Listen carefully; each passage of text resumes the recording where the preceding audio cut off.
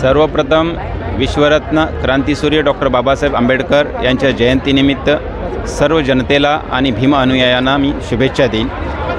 सर्वांना आजच्या या पवित्र दिवशी मी शुभेच्छा देतो।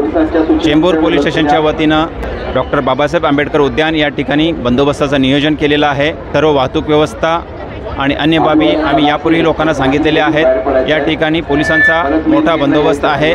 ज्या रॅलीज येतात त्या रॅलीजच्या नियोजनासाठी असेल किंवा जे भीम अनुयायी या ठिकाणी दर्शनासाठी येत आहेत त्यांच्यासाठी आम्ही बंदोबस्ताचं नियोजन केलेलं आहे।